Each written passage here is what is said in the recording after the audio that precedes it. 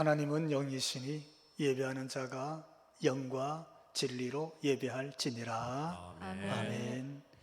우리 하나님께 찬송 550장 올려드립니다. 주의 영광이 빛나는 아침, 어둡더니 땅이 밝아오네. 슬픔과 애통이 기쁨이 되니 신원의 영광이 비춰오네. 신원의 영광이 빛나는 아침, 매였던 종들이 돌아오네.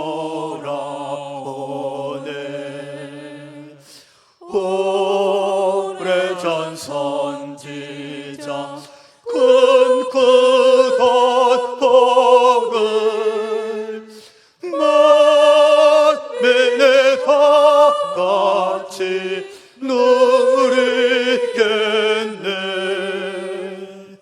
복과라 광야에 화초가 피고, 말랐던 시는 물러오네. 이 산과 저 산이 모두 저울려 주 예수의 정을 찬송하네.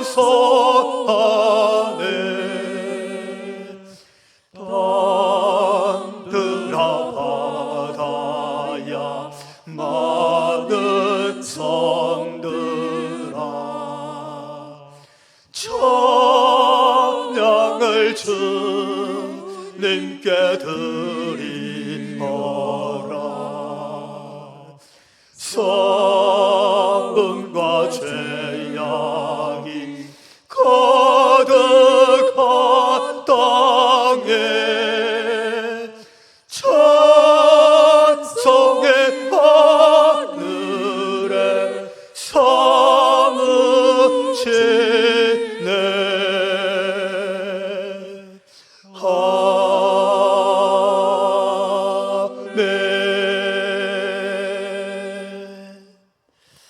사도신경으로 우리 하나님께 신앙 고백 올립니다.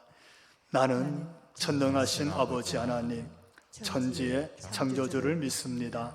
나는 그의 유일하신 아들 우리 주 예수 그리스도를 믿습니다.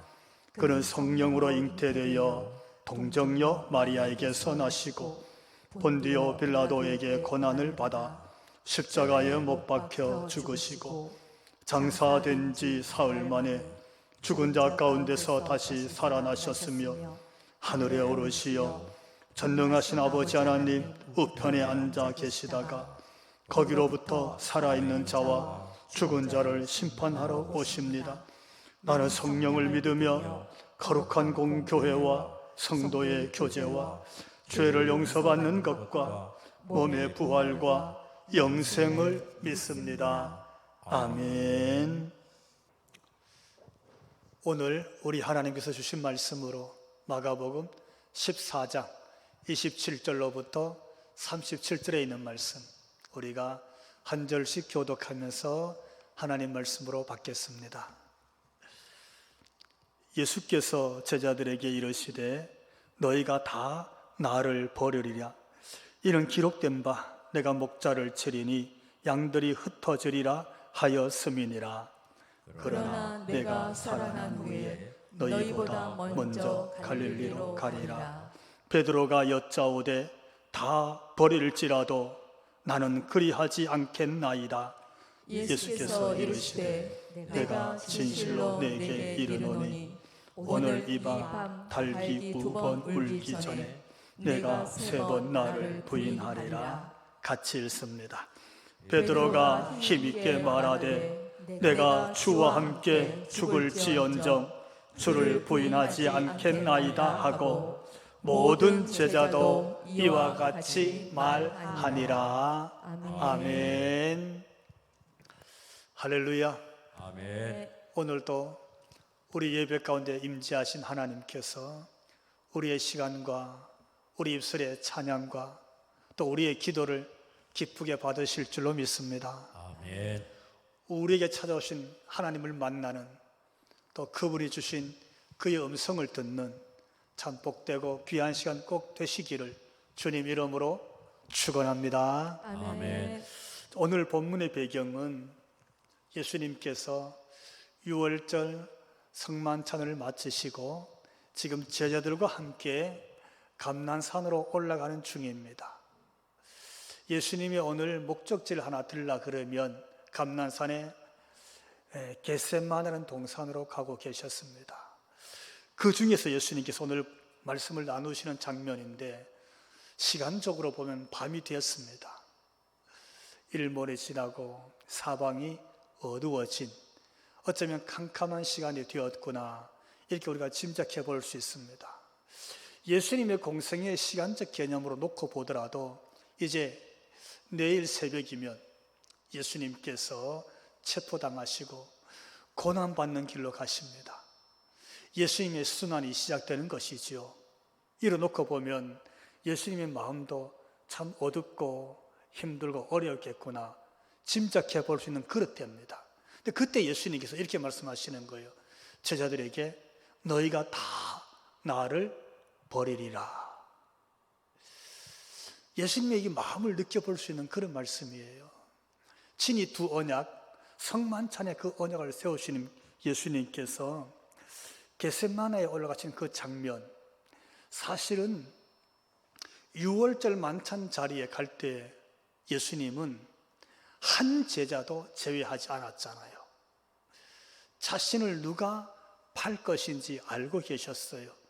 그럼에도 불구하고 그도 데리고 가면서 그 한 제자에 대한 안타까움, 그가 회개하고 돌아서기를 그렇게도 간절히 바랬던 그 예수님의 마음을 우리가 성만찬에서 볼 수 있었어요. 그렇게 애태우시고 그렇게 자신의 가슴이 녹아내릴 듯한 그런 마음을 보내셨던 예수님께서 그 한 제자조차도 품고서 만찬의 자리에 같이 앉아 떡을 떼어 주었잖아요. 잔을 나누면서 받아 마시라. 내가 너희를 위하여 흘리는 새 언약이니라. 이렇게까지 해주셨던 예수님께서 오늘은 그 한 제자가 아니라 둘도 아니고 셋도 아니고 다 나를 버리고 떠나갈 것이라 이렇게 말씀하시는 거예요. 예수님의 말씀이 오늘 27절에 있는데 우리 27절 다시 한번 같이 읽어봅시다. 예수께서 제자들에게 이르시되 너희가 다 나를 버리리라. 이는 기록된 바 내가 목자를 치리니 양들이 흩어지리라 하였음이니라. 아멘. 자, 여러분, 다 나를 버리리라. 혼자 남게 된다는 뜻이잖아요. 좌우에 아무도 없는 거예요. 여러분, 혼자 남게 된다는 그 마음, 아무도 없구나. 더군다나 버리고 다 떠나갔구나. 그때 그 심정, 그 가슴이 녹는 그 애태움, 그 애타는 그 마음을 아마 우리도 한 번쯤은 겪어보지 않았겠어요? 그때 마음은 우리 언어로 표현할 길이 없습니다. 가슴이 다 녹아내리는 그 상황, 예수님이 오늘 그 말씀을 하고 있는 거예요. 유다가 하나 자신을 버리고 배신하고 떠나간다는 그 사실만으로도 예수님의 심장이 찢어지듯이 아파하셨어요. 그런데 지금은 그 12 제자 전부 다 버리고 떠나갈 것이다. 예수님의 이 말씀에 제자들은 아마 이해가 되지 않았을 거예요. 이해할 수가 없지요. 그래서 베드로가 이렇게 대답합니다. 본문 29절 보니까 베드로가 여짜오되 다 버릴지라도 어떻게 해요? 나는 그리하지 않겠나이다. 할렐루야. 아멘. 아멘. 참 놀라운 대답이죠. 베드로는요, 어쩌면 이렇게 장담할 수 있었는지도 몰라요. 사실은 누구도 생각하지 못했던 엄청난 신앙 고백을 베드로가 했잖아요. 주는 그리스도시요 살아계신 하나님의 아들이시니이다. 베드로는 예수님께 선택되어서 변화산에도 올라갔던 인물입니다. 베드로는요, 사실 바다 위를 걸었던 인물입니다. 예수님 걸어오신 장면 속에서 주여 나로 이 바다 위를 걷게 하소서. 그래서 그가 바다 위를 걸었잖아요. 사실 그런 인물이 베드로입니다. 오늘 본문의 베드로가 그가 그렇게 고백했어요. 다 버릴지라도 나는 주님을 버리지 않겠나이다. 자, 그럼에도 불구하고, 이런 호언장담에도 불구하고 베드로나 다른 제자들이 예수님을 다 버리고 떠나갔다면 어쩌면 그만한 이유가 있지 않겠어요? 저는 한 두 가지 정도 그 이유를 추측해 볼 수 있다고 봐요. 하나는 예수님께 대한 실망이지요. 이렇게 장담하고 이렇게 예수님을 따랐는데 돌아설 수밖에 없는 실망이 생긴 거죠. 사실은 그들은 예수님이 성공할 것으로 믿었습니다. 예수님께서 심지어 로마까지도 이기고, 왜냐하면 그분의 말씀은 하나님의 신적 능력이 있음을 깨닫게 됐거든요. 예를 들면 바다의 큰 풍랑, 엄청난 파도를 그분은 말씀 한마디에 풍랑아 어떻게 조용해라. 그 엄청난 바람이 조용해졌어요. 그 엄청난 파도를 잔잔해라. 잔잔해졌어요. 아멘. 자연이 순종하는 거잖아요. 이는 사람의 권력, 어떤 능력, 그런 것 이상이잖아요. 초자연적인 것. 하나님만 할 수 있는 것. 예수님이요 죽은 자를 살려냈어요. 나인성 과부의 아들을 살려내고 장사진에서 나흘이나 되었던 나사로를 살려서 냈어요. 병든 자를 고친 정도가 아니라 이미 죽어서 장사된 자도 살려내는 생명의 주인 하나님만 하실 수 있는 일을 예수님이 하시는 거예요. 아멘. 그래서 제자들은 예수님이 성공할 줄 알았어요. 로마도 물리치고 권력도 물리치고 다윗 같은 왕으로 이 나라를 회복하고 다윗의 자리에 앉을 것으로 기대했어요. 그래서 어떻게 예수님이 성공하면 예수님의 좌우에 서로 앉으려고 다투기도 했어요. 그렇게까지 예수님에 대한 기대가 컸어요. 근데 예수님은 정치적 왕으로 오신 게 아니었어요. 로마와 싸워서 그를 물리치고 예루살렘의 임금의 자리에 앉으려고 오신 분이 아니었어요. 오히려 그는 어린 양으로 죽임을 당하려고 오셨다고 했어요. 인류를 위한 속죄 제물이 되기 위해서 오셨다고 그가 고난의 길을 가신다는 거예요. 그러니 그들의 기대치에 실망할 수밖에 없었어요. 어쩌면 큰 좌절을 느꼈을 거예요. 그래서 예수님을 두고 떠나가는 겁니다. 아니면 두 번째 예측은 예수님 앞에서 목자의 고난에 대한 말씀이 나옵니다.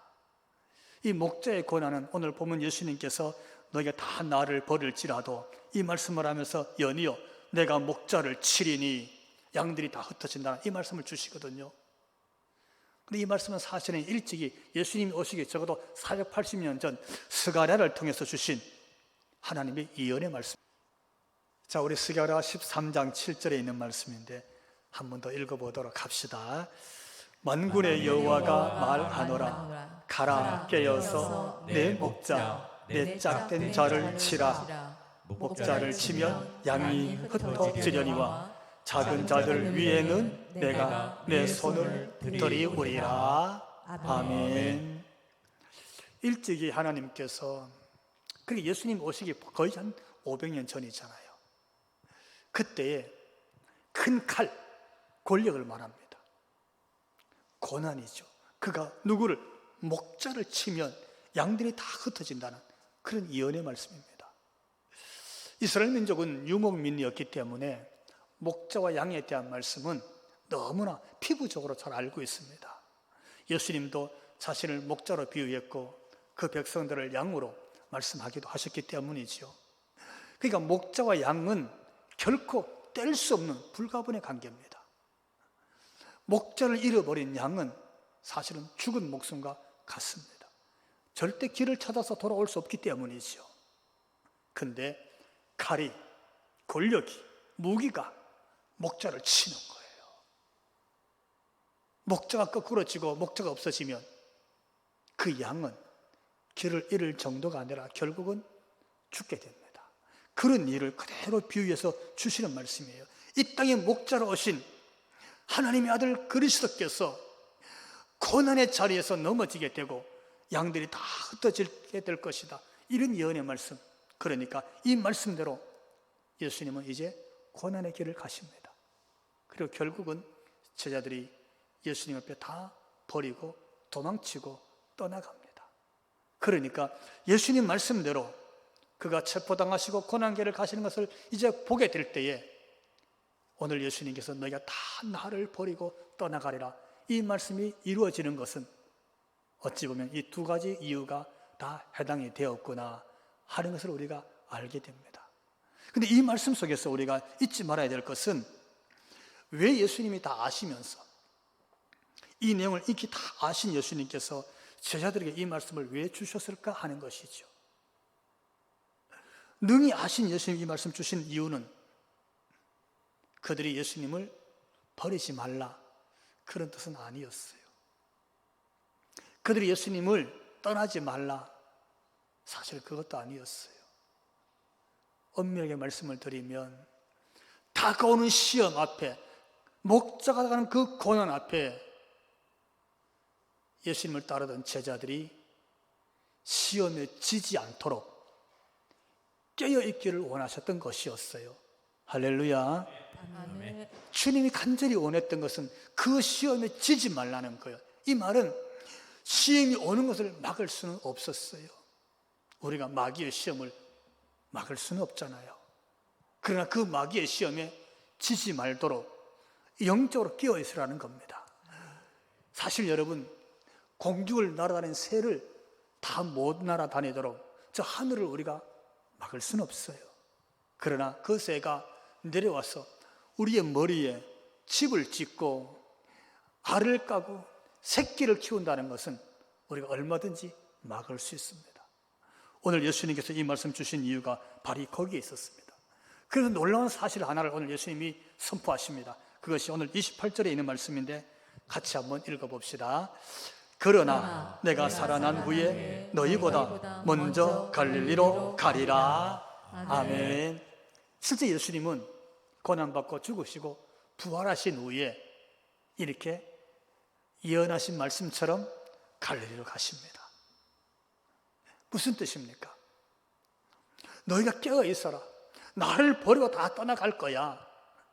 근데 내가 너희가 돌아가 버리고 실망하고 좌절해서 돌아간 그곳, 그 갈릴리, 거기에 내가 다시 살아나서 갈 것이다.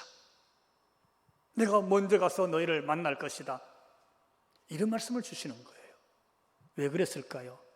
거기가 갈릴리였기 때문입니다.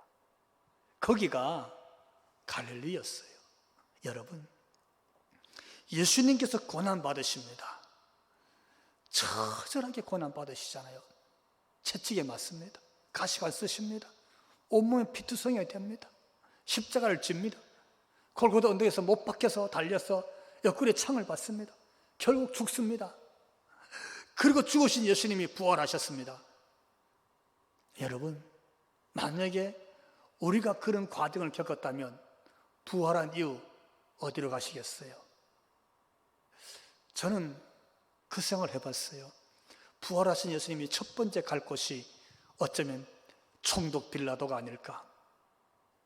당신은 그렇게 십자가에 언도했지만, 그렇게 법으로 나를 처형시켰지만, 아니면 못 박았던 백부장에게 내가 다시 살아났노라, 내 손을 보라고, 아니면 희롱하고 뺨을 때리고 침을 뱉고 갈대로 치는 거기 로마의 병사들에게 내가 이렇게 살아났다고, 돌아왔다고, 아니면 예루살렘 광장에 딱 서서 그 백성들에게 십자가에 못 박으라고, 십자가에 못 박으라고 그리 소리쳤던 그 무리들에게 내가 다시 살아났다고, 내가 하나님의 아들이라고, 아마 이렇게 예수님은 그 장면, 그 현장, 그 광장, 그들 앞에서 자신을 드러내지 않았을까? 저는 그런 상상, 그 생각을 해봤어요. 근데 예수님께서 그리하지 않았어요. 어디로 가신다고요? 갈릴리로. 그리고 실제 갈릴리로 가셨어요. 왜요? 이유가 있었어요. 우리는 그 말씀을 일찍이 보게 되는데, 예수님이 오시기 이미 700년 전 하나님은 이사야를 통해서 이 갈릴리에 대한 메시아적인 예언을 하셨습니다. 하나님이 그 말씀이 이루어지기 위한, 예수님은 그 말씀을 거기서 이루고 계셨던 것이죠. 우리는 이사야 9장 1절과 2절에 있는 말씀을 보게 되는데, 이도 한번 같이 읽어봅시다. 전에 고통받던 자들에게는 흑암이 없으리로다. 옛적에는 여호와께서 스불론 땅과 납달리 땅이 멸시를 당하게 하셨더니, 후에는 해변길과 요단 저쪽 이방의 갈릴리를 영원롭게 하셨느니라. 흑암에 행하던 백성이 큰 빛을 보고 사망의 그늘진 땅에 거두어든 자에게 빛이 비치도다. 아멘. 할렐루야. 아멘. 자, 여러분, 하나님께서 갈릴리를 이렇게 표현해서 이방의 땅으로 말하고 있어요. 전에 어둡던 땅으로 이렇게 표현하고 있어요. 흑암에 있던 곳이라고 그렇게 말하고 있어요. 여러분, 왜 하나님께서 갈릴리를 이방 땅 취급하셨을까요? 왜 그것이 흑암으로 묻혀진 땅으로 그렇게 말하고 있을까요? 그것은요, 이방의 민족이 들어오고 우상도 들어오고 혼혈이 생기고 그들에게는 자유는 사라지고 야훼 신앙도 무뎌지고 엷어지고, 하나님, 이런 사람들이 점점 많아집니다. 그것을 하나님은 사망의 그늘진 땅으로 그렇게 표현했습니다. 근데 그런 곳에 누가? 빛이 찾아왔습니다. 그런 곳에 행하던 곳에 큰 빛이 보이기 시작합니다. 그곳을 향해서 빛이 비치도다, 이렇게 말씀하셨습니다. 언제요? 언제? 그들은 그날을 어찌 보면 700년이나 기다렸습니다. 이 흑암의 땅, 이 그늘진 곳, 이방의 땅으로 손가락질 받고 하나님이 없어서 캄캄한 흑암이 들어진 이곳에 빛으로 오실 그분을 그들이 700년을 기다렸습니다. 그런데 오늘 예수님이 이렇게 말씀하신 거예요. 내가 다시 살아났어. 그분이 부활하시면 너희보다도 먼저 그 갈릴리로 가서 그 갈릴리에 내가 빛이 비추게 할 것이니라. 아멘. 할렐루야. 아멘. 이 말씀 주시는 거예요. 어떤 빛? 그늘진 곳에 비치잖아요. 캄캄한 어두운 곳에 비치잖아요. 다시 말씀드리면 하나님의 구원의 빛이 비치는 거예요. 아멘. 어둠의 생명의 빛이 비치는 거예요. 아멘. 길을 알지 못했는데 길이 비춰지는 거예요. 아멘. 복음이 들리게 되는 줄 믿으시기 바랍니다. 아멘. 아멘. 어디에? 버려진 땅. 어디에? 이방 땅 취급받는 곳. 어디에? 캄캄한 흑암아 있는 곳. 그런 곳에 빛으로 다시 등장해서 구원의 빛을 비추신 예수님임을 예수님이 그곳에서 증언하시는 거예요. 할렐루야. 아멘. 아멘. 사랑하는 성도 여러분, 오늘 이 말씀이 본문의 메시지입니다. 정말 오늘 성경에 우리에게 주시기를 원하셨던 하나님의 메시지. 어디? 이방 땅처럼 버려진 곳. 어디? 길을 알 수 없는 곳. 어디? 흑암이 있고 캄캄해진 곳. 사람들이 사망의 그늘진 곳이라고 숨쉬기조차 어려워하고 가슴조차 녹아내리는 그런 삶의 현장에 누가? 사망 권세에 계시고 고난을 다 당하신 그분 예수께서 부활하시어 그분이 거기 구원의 빛으로 생명의 빛으로 찾아오심을 오늘 성경이 우리에게 선포하고 있는 줄 믿으시기 바랍니다. 아멘. 아멘. 사랑하는 성도 여러분, 혹여라도 캄캄한 흑암 중에 있습니까? 길이 잘 보이지 않습니까? 혹여도 여러분 어찌해야 할 바를 알지 못할 일들을 겪었습니까? 그때 주님은 오늘 동일한 말씀으로 우리의 마음속으로, 우리의 심장 속으로 우리에게 빛으로 찾아오신 주님이신 줄로 믿고 우리의 마음을 두드리시는 이 예수님을 영접하고 만나는 놀라운 은혜가 오늘 꼭 있게 되기를 주님 이름으로 축원합니다. 아멘. 자, 이 말씀 앞에 베드로는 또 이렇게 말합니다. 한 번 더 따라해 봅시다. 나는 그리하지 않겠나이다. 그리하지 않겠나이다. 예수님께서 다 나를 버리고 떠나간다 이렇게 말씀하시니까 베드로가 나는 그리하지 않겠다고 약속을 하는 겁니다. 장담을 하는 것이죠. 나는 절대 그런 일이 내게 일어나지 않게 할 겁니다. 어떤 일? 예수님을 홀로 둘 수는 없잖아요. 주님이 혼자 계신다는데 몰라요, 다른 제자들은 다 버리고 떠나갈지라도 나는 그렇게 하지 않을 거예요. 오늘 이렇게 말씀하셨어요. 오늘 29절 말씀 다시 한 번 더 같이 읽어봅시다.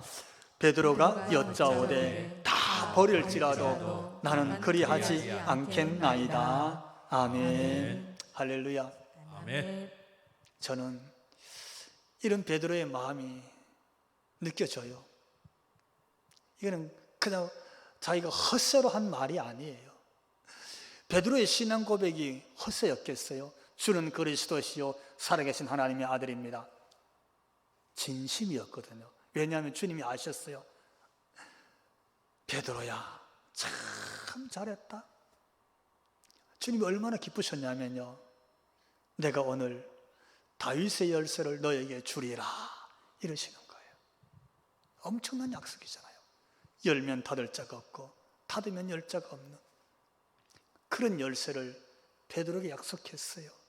그러니까 오늘 본문에 주님, 만약에 우리를 떠나간 가룟 유다가 주님을 버릴지라도, 다른 제자가 버릴지라도 나는 절대로 주님을 버리지 않겠습니다. 이렇게 대답했던 거거든요. 근데 예수님은 여기에 한마디 더 하십니다. 그것이 오늘 30절에 있는 말씀인데 주님의 음성이라 생각하고 우리가 한번 더 읽어보도록 합시다. 예수께서 이르시되 내가 진실로 내게 이르노니 오늘 이 밤 닭이 2번 울기 전에 내가 3번 나를 부인하리라. 아멘. 이 말은 베드로야, 네가 내 말을 아직도 잘 이해를 못하는구나, 잘 못 깨닫는구나. 베드로가 진심으로 말하고 있는데도 불구하고 예수님이 그렇게 말씀하고 있는 거예요. 베드로야, 다시 한번 생각하고 제대로 알아들어라 이런 얘기거든요. 근데 베드로는 예수님의 이 말씀에 다시 못 깨달아요. 알아듣지 못하고 다시 장담을 합니다. 진심이죠. 다시 예수님 앞에 호언하고 약속을 합니다. 그것이 31절에 있는 말씀인데 우리 마지막으로 한 번 더 읽어봅시다. 베드로가 힘있게 말하되 내가 주와 함께 죽을지언정 주를 부인하지 않겠나이다 하고 모든 제자도 이와 같이 말하니라. 아멘. 베드로가 어떻게 대답했어요? 힘있게 그랬어요. 여기 힘있게란 말에 오늘을 찾아보니까 뜻이요, 결코 이런 말이에요. 반드시 이런 말이에요. 그러니까 예수님이 지금 무슨 말씀하시는 거예요? 제가 반드시 약속을 지킬 거예요. 저는 결코 다른 제자와 달라요. 저는 무슨 일이 생겨도 예수님을 떠나는 일은 없을 것입니다. 어떻게 해요? 죽을지언정 그랬어요. 여기 죽을지언정은 이런 뜻입니다. 내가 순교를 당한다 할지라도, 아니 예수님이 고난받으면 고난 자리에 같이 가고 예수님이 만약에 죽음을 맞는다면 나도 같이 죽겠습니다. 그런 얘기예요. 그런 얘기. 예. 내가 순교해서 죽음을 맞이한다 할지라도 주님을 떠나는 일은 없을 것입니다. 이렇게 예수님께 약속을 하는 거죠. 이 약속은 베드로의 가식이 아닙니다. 그냥 귀에 듣기 좋게 한 말이 아니에요. 저는 이게 진심이라고 그렇게 믿습니다. 진심이 맞아요. 근데 참 중요한 것은 여러분, 진심은 행동이나 삶으로 증명이 되어야 됩니다.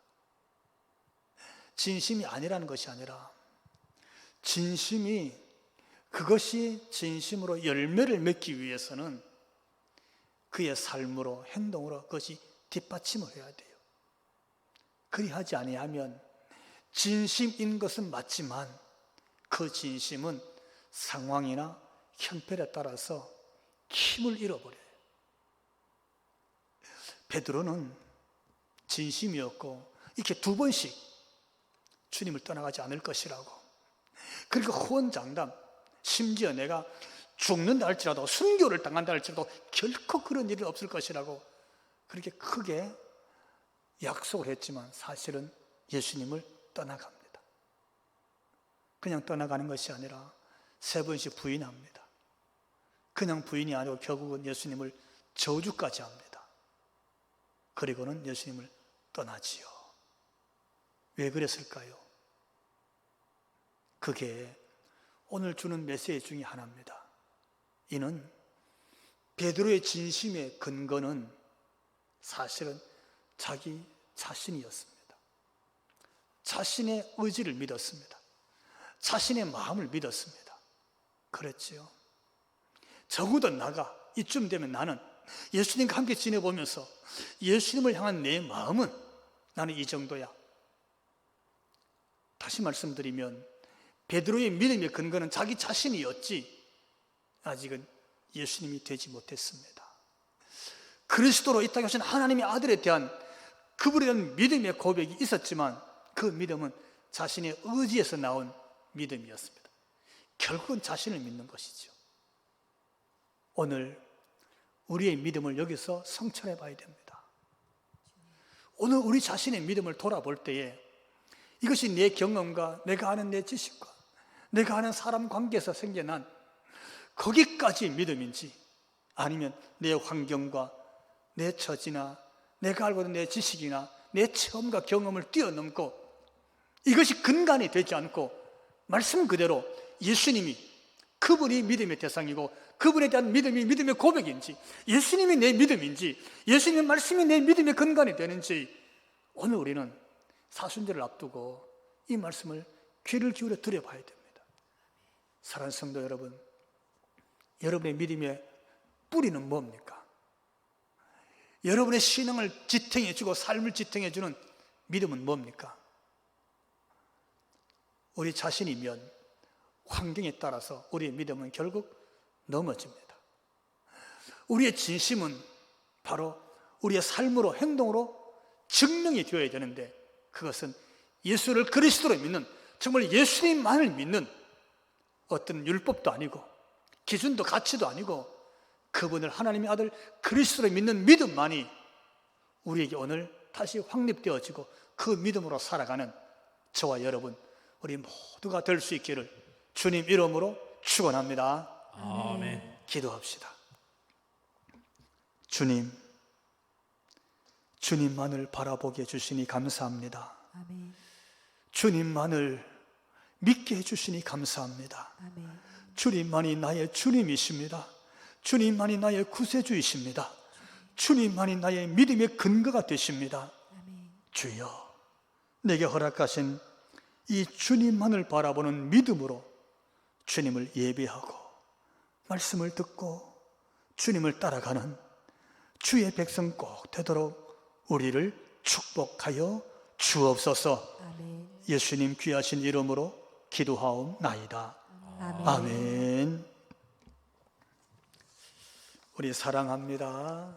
나를 자녀 삼으신 주, 우리 하나님께 헌신의 찬양으로 올려드리겠습니다. 사랑합니다.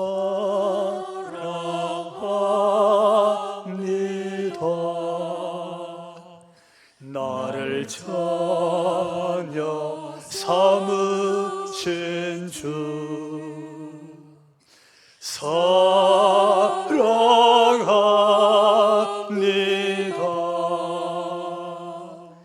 나를 자녀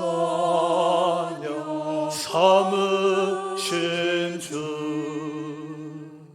내 부르짖음 들으시고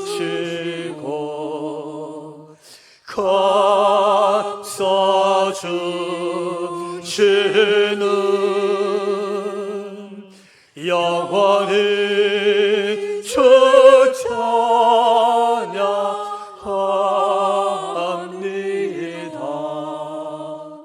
내 삶을 다해 사랑합니다.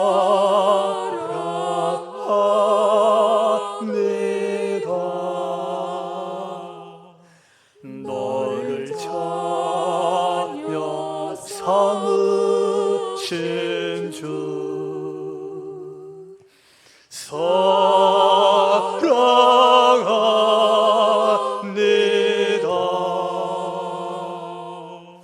너를 찾며 삼으신 주 내 버릇 죄좀 들으시고 감싸 주시는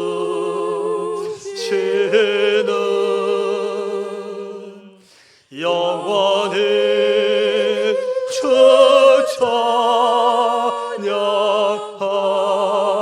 찬양합니다. 내 삶을 다해. 아멘.